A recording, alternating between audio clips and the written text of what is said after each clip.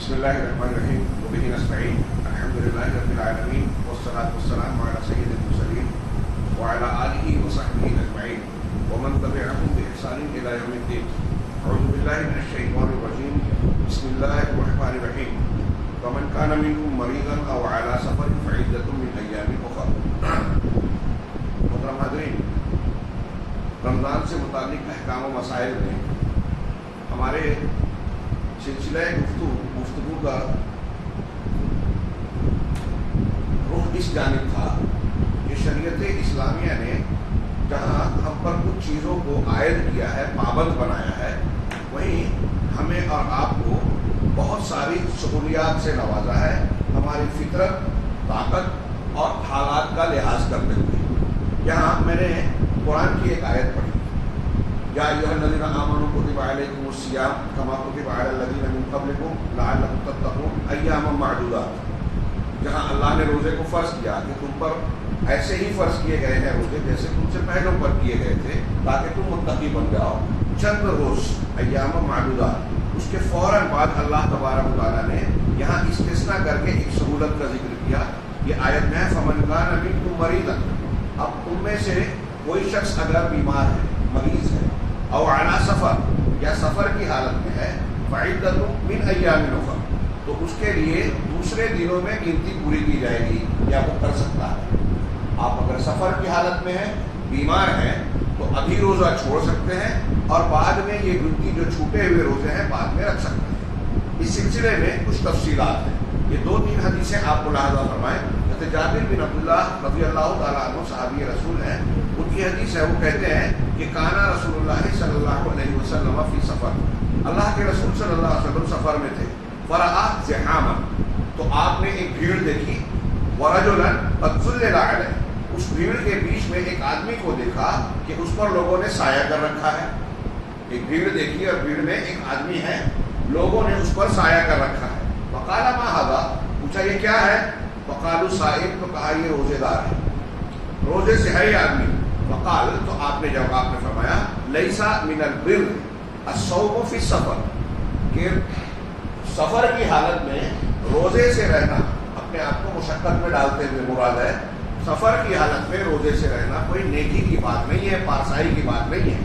یہاں وضاحت کی اہل علم نے اے لیس من الطاعۃ والعبادہ الصوم فی السفر اذا بلغ الصائم هذا المبلغ من المشقہ، یعنی جب کوئی مسافر یا روزے دار اتنی مشقت میں پڑ جائے سفر کی وجہ سے، تو اس کے باوجود، مشقت اور تکلیف کے باوجود روزے سے رہنا یہ کوئی اطاعت اور عبادت کی بات نہیں ہے، اللہ کی پسندیدہ بات نہیں ہے. ایسی صورت میں بندے کو رخصت اختیار کرنا چاہیے. اللہ تبارک و تعالیٰ نے ہمیں اور آپ کو جو رخصتیں عطا فرمائی ہیں دین اور شریعت میں، وہ رخصتیں اللہ تبارک و تعالیٰ کا انعام ہے.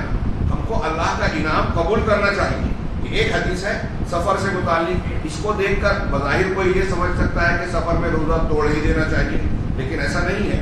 حضرت عائشہ صدیقہ رضی اللہ تعالیٰ عنہا کی حدیث ہے جو نبی صلی اللہ علیہ وسلم کی زوجہ مطہرہ ہے کہ ان حمزہ بن عمرو الاسلمی قال للنبی صلی اللہ علیہ وسلم، حمزہ بن عمرو الاسلمی ایک صحابی، عائشہ صدیقہ رضی اللہ تعالیٰ عنہا بیان فرماتی ہیں کہ وہ نبی کریم صلی اللہ علیہ وسلم سے کہتے ہیں اصوم فی السفر، کیا میں سفر میں روزہ رکھتا رہوں؟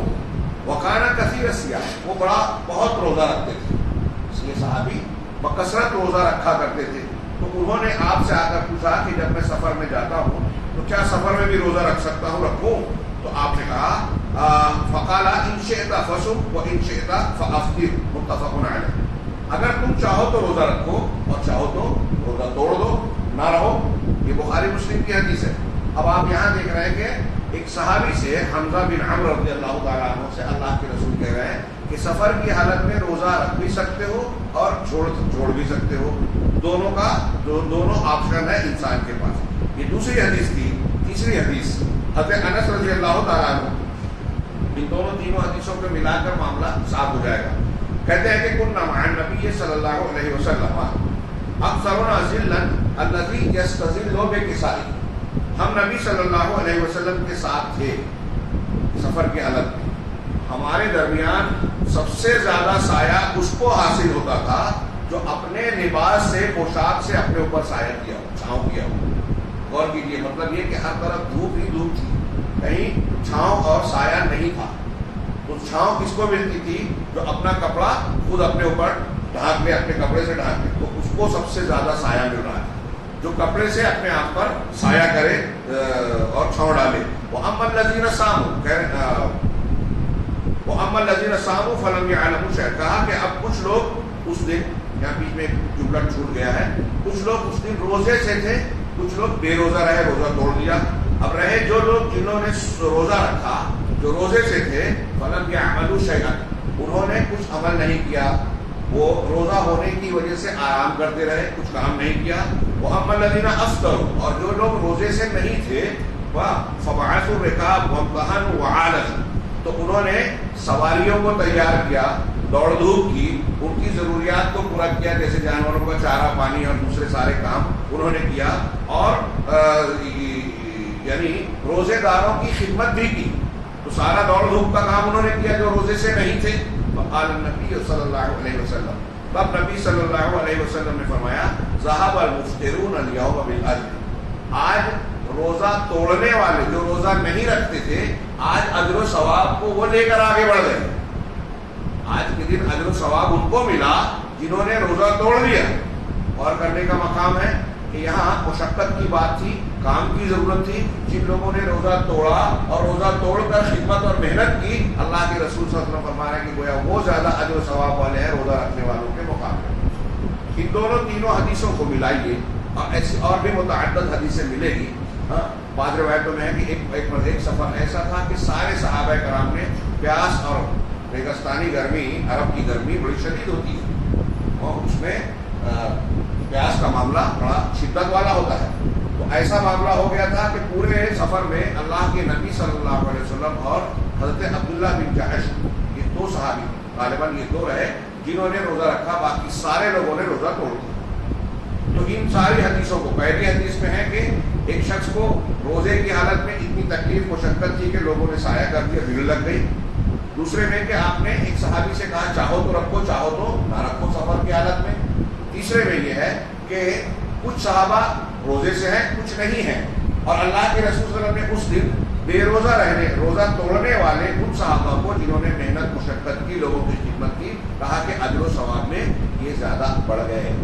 ان تمام روایتوں کو ملا کر یہ معلوم ہوتا ہے کہ سفر کی حالت میں آپ چاہے مسافت سفر میں آپ کو یا ہر انسان کو روزہ چھوڑنے کی اجازت ہے، چاہے تو چھوڑ سکتا ہے، چاہے تو رکھ سکتا ہے. اور اختصار کے ساتھ یہ کہ اگر روزہ رکھنے میں دقت نہیں ہے تو روزہ رکھنا بہتر ہے. اہل علم نے کہا کیوں؟ اس لیے کہ رمضان المبارک روزے کا خاص متعین دن ہے. ان فضیلت کے ایام میں روزہ رکھنا فضیلت کی بات ہے. تو اگر مسافر کے لیے آسانی ہے روزہ رکھنے میں تو رکھ لینا بہتر ہے، اور اگر روزہ رکھنے میں مشقت ہے، کوئی دقت اور پریشانی کا سامنا آتا ہے تو روزہ توڑ دینا بہتر ہے، رخصت پر عمل کرنا بہتر ہے. کیوں؟ بعض مرتبہ یہ دیکھنے میں آتا ہے کہ ایک آدمی، جیسے کہ یہ ابھی سایہ کیا، ایک آدمی مشقت میں ہے، تکلیف میں ہے، سفر کی حالت میں روزہ رکھ رہا ہے، چھوڑا نہیں، اس نے ایک روزہ نہیں چھوڑا اور بیمار پڑ گیا. نتیجہ کیا نکلتا ہے؟ کئی روزے چھوٹ جاتے ہیں بیماری کی حالت میں. روزہ رکھ ہی نہیں سکتا، ڈاکٹر کہتا ہے کہ روزہ نہ رکھو، ڈی ہائیڈریشن ہو گیا، فلاں ہو گیا، ڈیما ہو گیا، اور بھی کچھ چیزیں ہو جاتی ہیں. تو ایسی صورت میں صورت حال کو دیکھا جائے کہ کون سی حالت ہمارے لیے بہتر ہے.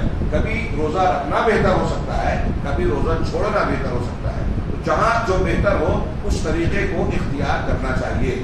یہ شریعت کا تقاضا ہے اور یہ ہمارے فائدے کی بھی بات ہے. سفر سے متعلق یہ بات. اب ضمن ایک بات، یہ میں سمجھتا ہوں مسئلہ واضح ہو گیا، اگر کوئی سوال ہوگا تو بعد میں پوچھا جا سکتا ہے.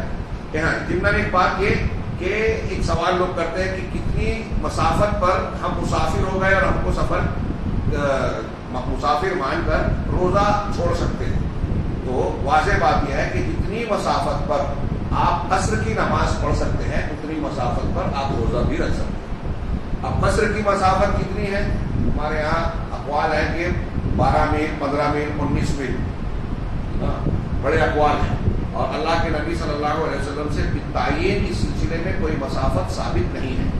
بعض صحابہ یہ کہتے ہیں کہ آپ مدینہ سے نکلے تو آپ نے قصر کیا، بعض نے کہا کہ 3 فرسخ پر آپ نے وہ کیا، فرسخ 1 فرسخ 4 میل کا ہوتا ہے، اب 3 فرسخ 12 میل کا ہو گیا، تو 3 فرسخ پر آپ نے قصر کی۔ کچھ لوگوں کا بیان یہ ہے، مرفوع روایت واضح طور پر یہاں تعین کے لیے موجود نہیں ہے۔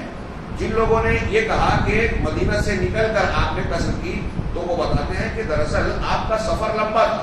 اچھی طرح سمجھے، بعض لوگ دھوکہ کھا جاتے ہیں۔ آپ کا سفر لمبا تھا، آپ کو عثمان جانا تھا، جو 100 میل یا 100 کلومیٹر، 100 میل بنے گا میرا خیال ہے، 100 میل کے فاصلے پہ تھا آپ کے مقام سے، تو آپ کو جانا تھا لمبے سفر پر۔ اب آپ مدینہ سے نکلے، مدینہ سے جیسے ہی نکلے نماز کا وقت ہو گیا۔ اب مدینہ سے نکل کر جب نماز کا وقت ہو گیا تو چونکہ آپ گھر سے نکل چکے تھے، اب چاہے 1 کلومیٹر کے فاصلے پر ہی کیوں نہ ہو، آپ لمبے سفر کی مسافت کے درمیان ہیں، مسافر ہے جو لمبا سفر طے ہونا ہے۔ اب مسافر جب ہو گئے اور نماز کا وقت آیا تو آپ قصر کر سکتے ہیں۔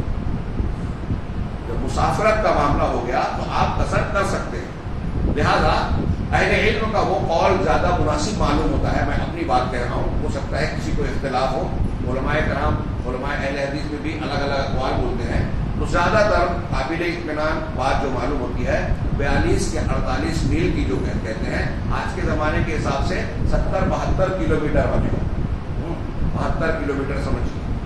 اور اس سے امام بخاری رحمہ اللہ نے حضرت امام حسن بصری کا ایک قول نقل کیا اپنی تقویر میں کہ آپ اس مقام پر سفر قصر کر سکتے ہو، روزہ چھوڑ سکتے ہو، یا اپنے آپ کو مسافر کے احکامات آپ پر نافذ کر سکتے ہو جہاں تک آپ کو محسوس ہو کہ آپ مسافر ہو گئے، آپ اپنے آپ کو مسافر سمجھنے لگو۔ اب اگر کلومیٹر بتاتے ہیں نا 12 میل وغیرہ، بمبئی جیسے شہر میں اور کچھ اور شہر ہو سکتے ہیں، بہت بڑے بڑے شہر، آپ دیکھیں کہ اس شہر کے اس کنارے سے اس کنارے تک اگر جائیں ایک ہی شہر میں تو اس سے زیادہ فاصلہ ہو جاتا ہے۔ تو کیا ایک آدمی اپنے آپ کو اس صورتحال میں مسافر محسوس کرتا ہے؟ میں سمجھتا ہوں کہ نہیں کرے گا، اور احوط یہی ہے کہ جب آپ اپنے آپ کو مسافر سمجھنے لگے، اتنے فاصلے پر چلے گئے، تب آپ نماز میں قصر کر سکتے ہیں، نماز کو ملا سکتے ہیں، جمع بین الصلاتین، دو نماز کو ملا کر پڑھنا۔ ہاں، اور یہ قصر کس میں ہوگی؟ 4 رکعت والی میں، ظہر، عصر، عشاء۔ مغرب میں نہیں ہو سکتی اور فجر میں نہیں ہو سکتی، ان 3 نمازوں میں قصر ہوگی، اور ملا کر پڑھنا ہے جو 2 نمازیں اکٹھا، تو ظہر اور عصر ایک ساتھ پڑھ سکتے ہیں 2 رکعت، اور مغرب کے ساتھ عشاء ملا سکتے ہیں، مغرب 3 اور 2 رکعت عشاء، اور پھر وتر۔ یہ اللہ تبارک و تعالیٰ نے مسافر کو چھوٹ دی ہے نماز میں، ایسے ہی یہ چھوٹ دی ہے روزے میں۔ اور کتنے دنوں تک؟ ایک دوسرا سوال کہ مسافر ہونے کی حالت میں، اب جیسے میں یہاں آپ لوگوں کے درمیان آیا ہوں، تقریباً پورا رمضان تک قیام کریں، تو کیا میں مالیگاؤں سے یہاں آیا ہوں لمبا سفر، کیا میں مسافر ہوں؟ پوچھ رہا ہوں آپ لوگوں سے، نہیں۔ کیوں؟ اس لیے کہ یہاں میرا قیام لمبا ہے۔ لمبا قیام اگر آپ کہیں کرنا چاہ رہے ہیں تو آپ کتنا بھی لمبا سفر کر کے گئے ہوں، آپ یہاں سے حج کرنے کے لیے مکہ مدینہ گئے ہوں، اب مکہ میں آپ کا لمبا قیام ہے، تو آپ یہ کہیں کہ اتنا لمبا فاصلہ طے کر کے آیا ہوں، مسافر ہوں، قصر کروں گا؟ نہیں۔ تو کتنے دن تک آپ مسافر مانے جائیں گے؟ کتنے دن کے قیام کے ساتھ آپ کو مسافرت کا حکم لگایا جائے گا؟ یہ ایک سوال ہے۔ تو ہمارے یہاں 19 دن کا، 15 دن کا بھی قول ہے، 18 دن، 19 دن، 15 دن۔ وہ کیوں؟ اس لیے کہ بعض راویوں نے یہ کہا کہ نبی کریم صلی اللہ علیہ وسلم سفر حج میں اور دوسرے آپ جو فتوحات کے سفر میں گئے تو آپ نے مسلسل 19 دن، 18 دن یا 15 دن، الگ الگ روایتیں، تک آپ نے قصر کیا۔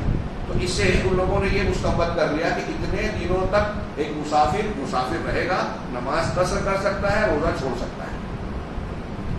تو اہل علم محققین کہتے ہیں کہ اس سلسلے میں امام احمد بن حنبل رحمہ اللہ کا قول زیادہ قابل قبول اور دلیل سے قریب نظر آتا ہے۔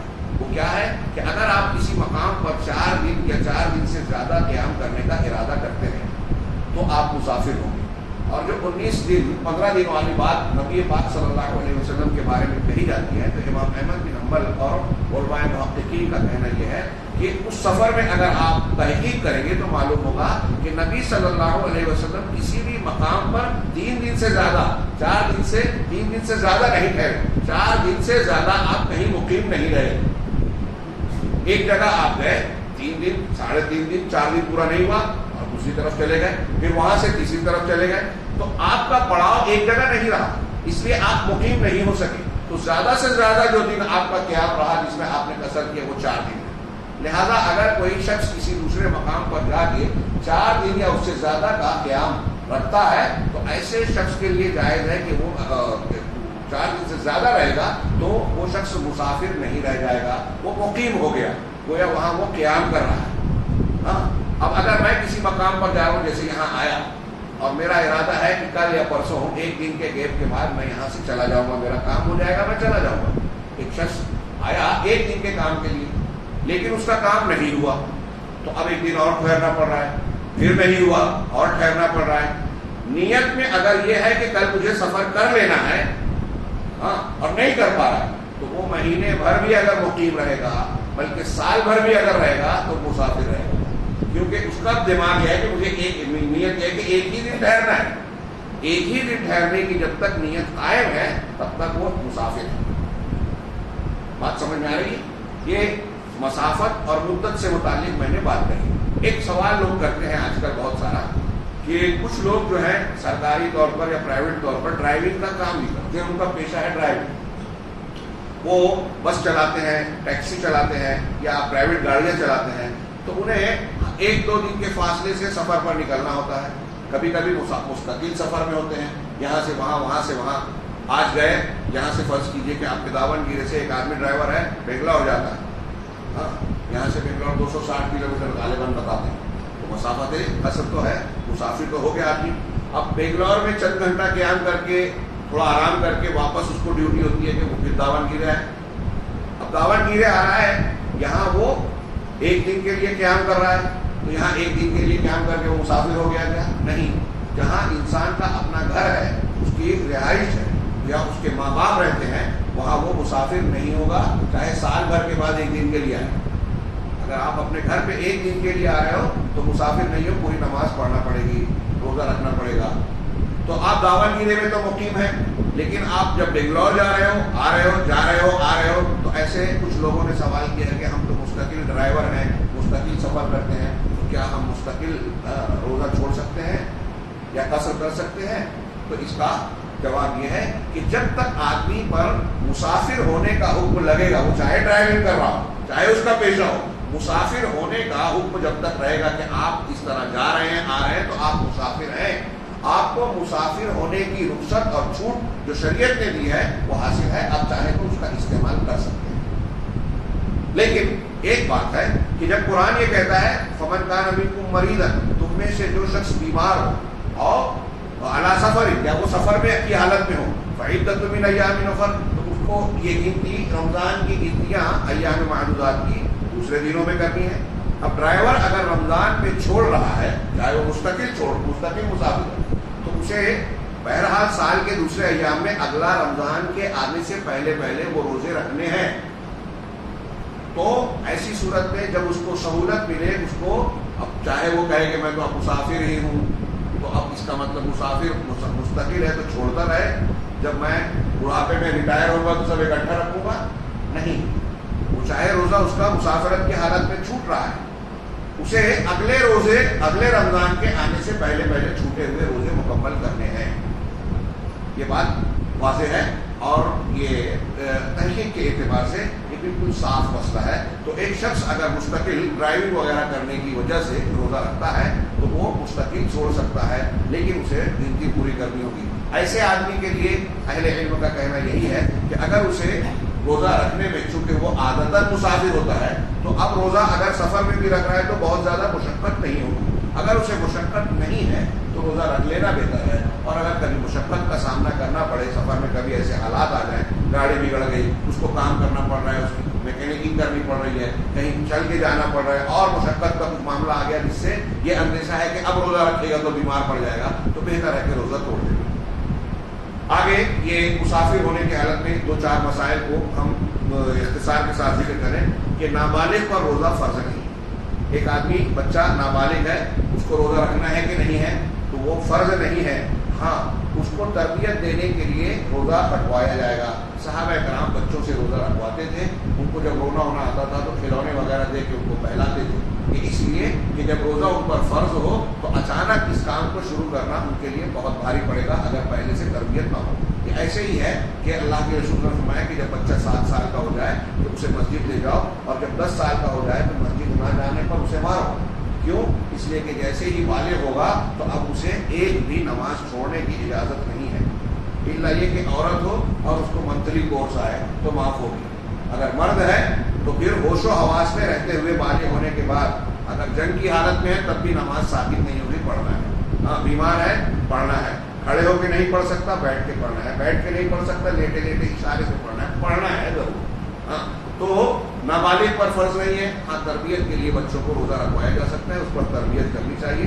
ऐसे रोज़ा रखने वाले को हमारे यहाँ जो थोड़े इनाम वगैरह देते हैं ना बच्चों को, देना चाहिए। इससे नेकी पर उनकी हौसला अफजाई होती है। उनको ये एहसास दिलाना चाहिए कि तुमने बहुत बड़ा काम किया, बहुत अच्छा काम किया। दीन का काम, नेकी का काम, शरीयत का काम करने पर ज़रूर हौसला अफजाई करना चाहिए और बच्चों के दिमाग में ये डालना चाहिए कि आपने अच्छा काम किया। ये तरबियत का बहुत अहम पहलू है। मरीज़ को रुख्सत है, अभी हमने कुरान की आयत में पढ़ी कि बीमार आदमी है, बीमारी की हालत में एक इंसान को जो है रोज़ा रखने में दिक्कत होती है, तो ऐसा बीमार आदमी रोज़ा छोड़ सकता है। बीमारी की हालत में आदमी दवा की ज़रूरत होती है, इंजेक्शन। बाज़ हल्के फुल्के बीमार होते हैं और वहाँ इंजेक्शन लगाने की बात होती है कि इंजेक्शन लगा सकते हैं कि नहीं, ग्लूकोज लगा सकते हैं कि नहीं। ग्लूकोज तो ग़िज़ा का काम देता है। एक आदमी अगर खाना नहीं खा रहा है तो ग्लूकोज लगा के कई दिन तक रह सकता है। हाँ, इसलिए ये बिल्कुल साफ है बात है कि ग्लूकोज लगाने से रोज़ा टूट जाएगा। हमारे यहाँ कुछ लोग जो मैंने बाज़ लोगों के यहाँ मसाइल पढ़े जो तकलीदी मिजाज के हैं, कि उनके यहाँ रोज़े की तारीफ ये की जाती है कि खाना पीना जो इंसान की ग़िज़ा की नाली से पेट में मैदे में जाता है उससे रोज़ा टूटता है। वो कहते हैं उससे रोज़ा टूटता है। लिहाजा इंजेक्शन से ग्लूकोज से तो नस से जा रहा है ना, मैदे से या ग़िज़ा के रास्ते से नहीं जा रहा है, तो इससे रोज़ा नहीं टूटेगा। ये बिल्कुल गलत बात है। ये पुराने ज़माने में उस वक्त रोज़े की तारीफ लोगों ने की जब ये ग्लूकोज का या नसों से ग़िज़ा देने का कोई तसव्वुर नहीं था। अब आज ये है तो देखा जाएगा कि रोज़ा ग़िज़ाइयत से इंसान को तक़वियत मिलती, पेट भर जाता है, और रोज़ा भूख प्यास, जब आदमी खाना पीना और शहवत छोड़ता है तो उसमें भूख प्यास लगती है। तो अब अगर कोई ग्लूकोज लगा करे तो बाद डॉक्टर कहते हैं अगर ग्लूकोज लगा का रोज़ा चलता रहेगा तो मैं तो हफ्ते भर का रोज़ा रख सकता हूँ, तो क्या मसला है? तो खैर ग्लूकोज नहीं लगा सकता। इसी तरह वो इंजेक्शन जिसमें ग़िज़ाइयत होती है, प्रोटीन वगैरह या विटामिन वगैरह की इंजेक्शन जिसके लगाने से आदमी की ग़िज़ाई जिस्मानी ज़रूरत पूरी हो सकती है, वो इंजेक्शन भी नहीं लगाया जा सकता। अगर लगाएगा तो रोज़ा टूट जाएगा। ऐसे इंजेक्शन जिसके ज़रिए से ग़िज़ा नहीं मिलती लेकिन वो बीमारी के इलाज के लिए होता है, हाँ, ऐसे इंजेक्शन से रोज़ा टूटेगा या नहीं टूटेगा इसमें उलमा इख्तिलाफ करते हैं। हाँ, लेकिन ज़्यादातर उलमा यही कहते हैं कि अगर ग़िज़ा उसमें नहीं है और बीमारी की जो कैफियत में इंसान को सिर्फ बीमारी के इलाज के तौर पर है, उससे भूख प्यास का मसला हल नहीं होता, तो ऐसा इंजेक्शन लगाया जा सकता है। कुछ उलमा कहते हैं कि जब इतना बीमार है कि उसको इंजेक्शन की इतनी ज़रूरत है तो क्यों वो इस मामले में पड़ रहा है, उसे चाहिए कि रोज़ा तोड़ दे, इलाज कर ले, ठीक हो जाए तब रोज़ा रख ले। हाँ, तो सूरत हाल ऐसी हो सकती है। बाज़ बीमार ऐसे होते हैं कि उनको ऐसी कंडीशन जब भी रोज़ा रख के पैदा हो सकती है, तो उनके लिए हम ये कह सकते हैं कि ऐसा इंजेक्शन लगाने पर जिसमें ग़िज़ाइयत नहीं है उसको कोई फ़र्क नहीं पड़ेगा। इसी तरह वो औरतें जिनको मंथली कोर्स आता है हैज़, और वो औरतें जिनको निफास का खून आता है, ये दोनों गंदगी है। निफास बच्चे की विलादत के बाद, जिसको यहाँ हमारे यहाँ ज़चकी कहते हैं, हाँ, ज़चकी की हालत में बच्चे औरतों को मखसूस दिनों तक खून आता है गंदगी का, और ये हर औरत का यकसा नहीं होता। हमारे यहाँ, हमारे शहर की बात कर रहा हूँ, यहाँ पता नहीं, ये मशहूर है कि आमतौर से लोगों ने और औरतों ने ये तय कर रखा है कि अगर किसी लड़की को बच्चे की विलादत हो जाए तो 40 दिन तक वो नमाज रोज़ा नहीं करेगी, 40 दिन तक नापाक होगी। ये 40 दिन जो उन्होंने मुतय्यन और फिक्स कर लिया, ये सही नहीं है। किसी औरत को 20 दिन में भी ये खून मुनक़ते हो सकता है, किसी को 15 दिन में, किसी को 25 दिन में, कम ज़्यादा हो सकता है। सेहत और जिस्मानी कंडीशन पर, कैफियत पर, फिजिकल कंडीशन पर ये बातें मुनहसिर होती हैं। हाँ, अब ज़्यादा से ज़्यादा किसी की मुद्दत हो सकती है तो वो 40 दिन है, 40 दिन से ज़्यादा नहीं हो सकता। 40 दिन ज़्यादा से ज़्यादा है, 40 दिन मुतय्यन और फिक्स नहीं है। अब अगर एक औरत ज़चकी के बाद 20 दिन के बाद उसका ये गंदगी साफ हो जाए, खून आना बंद हो जाए, तो वो गुस्ल करके नमाज शुरू कर देगी और रोज़ा रख सकती है। लेकिन اگر ایک عورت روزے سے ہے اور سورج ڈوبنے سے تھوڑی دیر پہلے بھی اس کو حیض کا خون آ گیا تو اس کا روزہ ٹوٹ گیا. تو حیض اور نفاس والی خواتین کو روزہ رکھنا ممنوع ہے. اور ان کو بھی دوسرے دنوں میں گنتی پوری کرنی ہوگی. نماز جو اس حالت میں چھوٹتی ہے اسے بعد میں نہیں پڑھنا ہے. روزہ جو چھوٹتا ہے اسے پڑھنا ہے, اسے ادا کرنا ہے. اس لیے کہ روزے کی سال میں مخصوص گنتیاں ہیں اور نماز روزانہ 5 پڑھنی ہے. ایک شخص دائمی مریض ہے, مسلسل بیمار ہے, یہ 2-3 مسئلہ کر کے بات کو ختم کرتا ہوں. دائمی مریض ہے, مسلسل بیمار رہتا ہے. اب اس کے شفا یاب ہونے کی امید نہیں ہے. کچھ ایسی بیماریاں ہو جاتی ہے کہ اب لگتا ہے کہ ڈاکٹر بھی کہہ دیتا ہے کہ ابھی ٹھیک نہیں ہو سکتا, مرنے تک یہ بیماری رہے گی. یا بعض مرتبہ کوئی بوڑھا آدمی عمر کے اس درجے میں پہنچ گیا کہ انتہائی ضعیف ناتواں اور نحیفی آ گئی ہے, اب اس کے اندر اتنی طاقت نہیں ہے کہ روزہ رکھ سکے. تو ایسا شخص شیخ فانی جس کو کہتے ہیں عرب لوگ, کہ ایسا بوڑھا آدمی جو اب فانی ہے, فنا ہونے والا ہے یا فنا کے قریب ہے اور انتہائی کمزور ہے, تو ایسے لوگوں کے لیے قرآن کا وہ حکم ہے جو ان آیتوں میں بیان کیا اللہ تعالیٰ نے.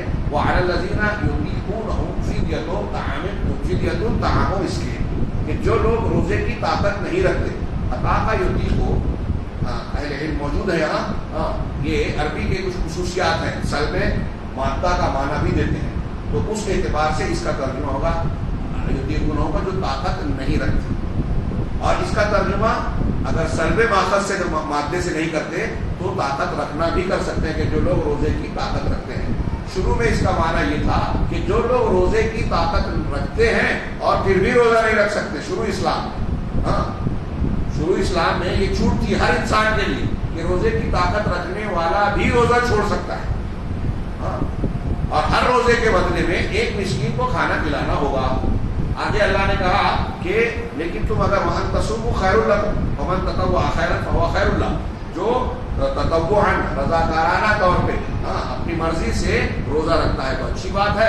اور کوئی شخص اگر رضاکارانہ طور پر اللہ نے فرمایا کہ اگر روزہ رکھتا ہے تو یہ زیادہ بہتر ہے, لیکن روزہ چھوڑ کر ایک مسکین کو کھانا کھلا سکتا تھا. بعد میں یہ حکم آ گیا کہ فمن شہد منکم الشہر فلیصمہ, میں اسی آیت میں آگے کی آیت ہے کہ جس کو رمضان کا مہینہ ملے اسے چاہیے کہ روزہ رکھے. اب آرڈر ہے کہ اگر آپ کو طاقت ہے تو آپ روزہ چھوڑ نہیں سکتے. یہ اسلام کا ایک رکن اور فرض ہو گیا. حضرت ابن عباس رضی اللہ تعالیٰ عنہ کہتے ہیں, ترجمان قرآن جن کو اللہ کے رسول نے قرآن فہمی اور علم کی دعا دی تھی, آپ فرماتے ہیں کہ یہ جو قرآن کی آیت ہے وَعَلَى الَّذِينَ يُطِيقُونَهُ فِدْيَةٌ طَعَامُ مِسْكِينٍ, یہ منسوخ نہیں ہے.